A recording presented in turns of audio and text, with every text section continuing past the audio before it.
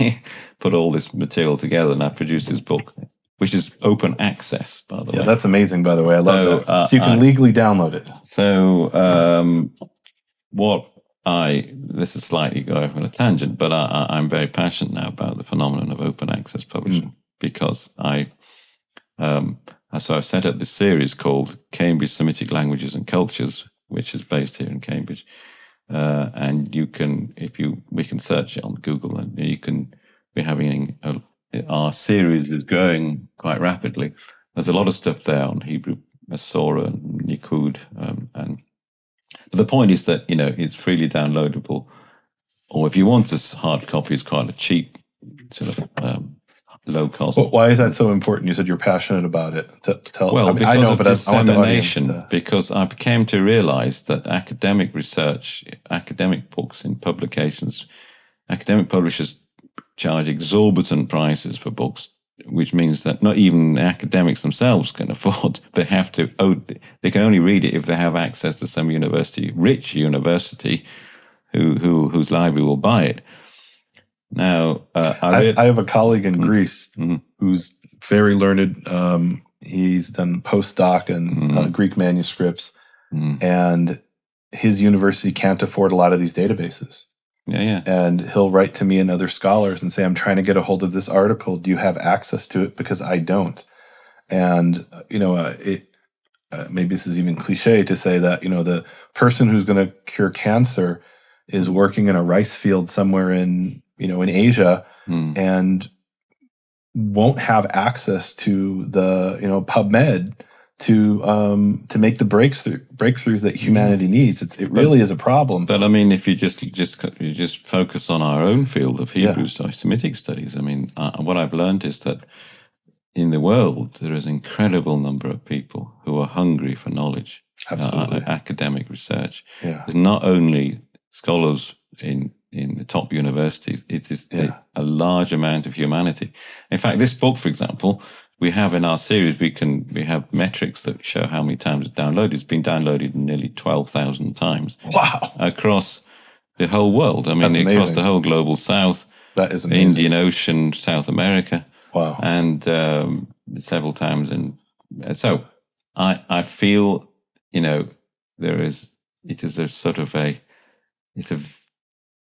is our duty, really, as scholars, to disseminate our work and to feed the world knowledge. And so I want to develop this issue for a minute. So, because a lot of the people who are watching this, they don't know how academia works, and they might think, "Wow, that's so generous of you. You're giving up all the royalties you otherwise would make on the book." And in reality, you don't get paid to write these books by the publisher, right? If you would, and I won't name names. But if you published a book with one of the traditional academic publishers, they make money, but you don't get anything. Yeah. And on the contrary, sometimes you pay.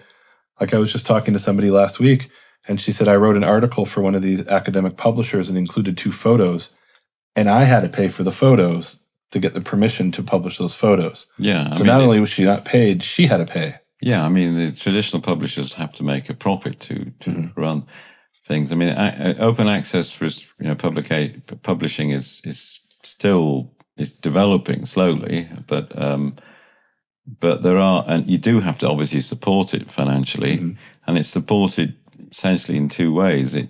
If you have research grants, you can support your publication in that way, or if sometimes there are departmental funds for helping out that. But there is increasing the development of another stream of support known as Library Support Fund. So that means that libraries who have a budget to buy books, then many libraries now are agreeing to allocate a part of their budget to actually support open access publication series, rather which they would have used otherwise to buy printed books. So I mean that's how I think the future will be. But anyhow.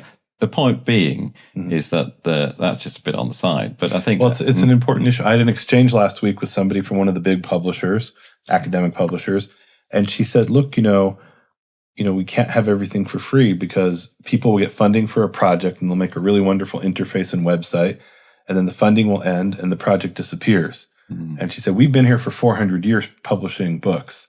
You probably know who I'm talking about just from the 400 years, but I won't say. And we're going to be here for another 400 or 500 years because we charge, and this is how we fund it. At the same time, I mean, I wrote an article, and I wanted it to be open access, and I had to pay an exorbitant amount of money after it was already published to then, I feel like it's like one of those pidyon shvuyim from the Middle Ages, where someone was kidnapped by pirates, and you would pay to ransom them away from the pirates. I had to ransom my own article to make it available to the public. Yeah, I mean, this is a general question about what we're doing in our research, and I think that one can regard it as simply a kind of self-fulfillment. I mean, if I ask myself, why am I motivated to do what I'm doing? I mean, obviously there is a personal element to it. There's a sort of sense of self-fulfillment, of a feeling that you're very much, that's the sort of thing you want to do. It's close to your heart. And I suppose from years ago, I would just sort of assume I'm a bit strange and not many people are interested in this kind of thing. But apparently 12,000 people are. So, but I've learned that, in fact, it was misestimating really the general the humanity, really, because I see that there is a massive interest in scholarship, and I think it shows that there is hundreds and thousands of people in the world have not been able to have a university education, or not be able to study what they wanted to in university for a variety of reasons, but they want to. They want to get access to scholarship. And in a way, I feel that we're doing this as a really important service to humanity to do this, to disseminate, our research, important factual research. And it can only have a positive effect on So anyhow, that's the story of my open access series. I want to thank you for making that available, because I think that's really important. My cousin wrote a book about some obscure topic in political science.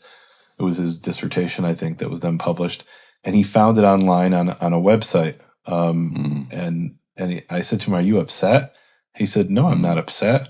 I don't get any money when the book is sold, and if they pirate it, make it available." I want people to read my research ultimately, right? What did I write it for? Not just for myself, but to share it with other people. So that was really, and you're doing it in a way which doesn't involve piracy, which I absolutely love. Yeah. So I mean, you can hack into websites and get about, but that's not really a satisfactory way of operating, really. Yeah. So anyhow, in this book, I've done two things. I've done a